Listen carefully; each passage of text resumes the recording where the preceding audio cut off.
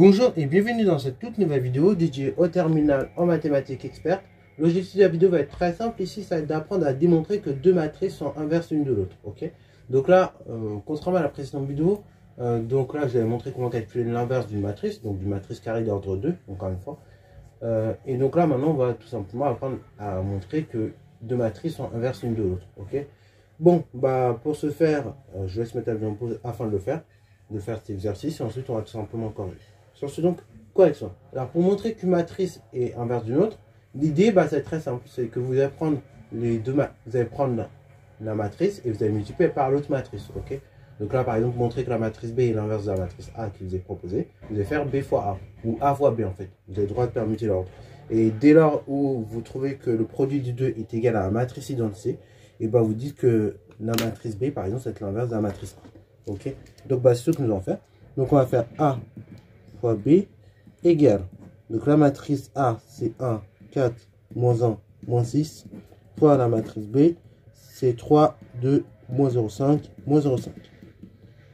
Là pareil, on va être très patient, on va tranquillement effectuer nos calculs. Donc là j'ai des matrices carrées d'ordre 2, donc elles sont toutes les deux carrées d'ordre 2, donc le résultat final ce sera une matrice carrée également d'ordre 2. Donc ce qui veut dire que j'aurai 4 coefficients à calculer, ok. Let's go, maintenant on a l'habitude, hein. Donc là, je vais vous refaire à nouveau, j'aime bien le faire. Je vais vous schématiser un peu. Donc là, on va prendre toujours la première ligne de la première.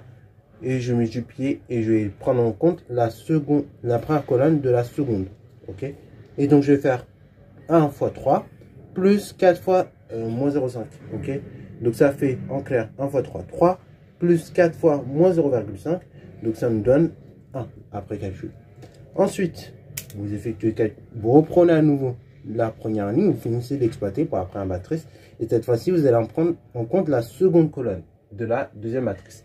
Ça fait donc 1 fois 2, 2, moins 4 fois, enfin plus 4 fois 0, moins 0,5, ça fait donc 0 si vous finissez le calcul.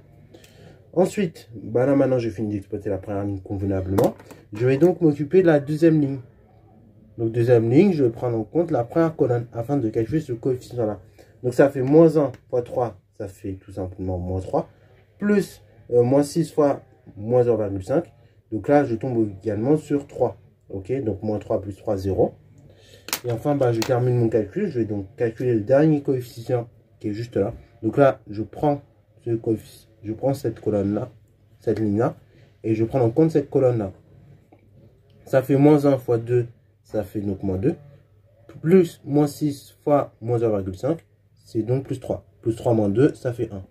Là, qu'est-ce que vous reconnaissez de manière immédiate? La matrice identité d'ordre 2. Donc en général, la matrice identité d'ordre 2, on va la noter comme ça. Donc I2. Donc A fois B égale I2. Donc I2, c'est la matrice identité d'ordre 2. I3, dans ce cas, ça aurait été la matrice identité d'ordre 3. Et de façon générale, IN, c'est la matrice identité d'ordre N. Ok? Bon, voilà, donc on est tombé sur la matrice identité.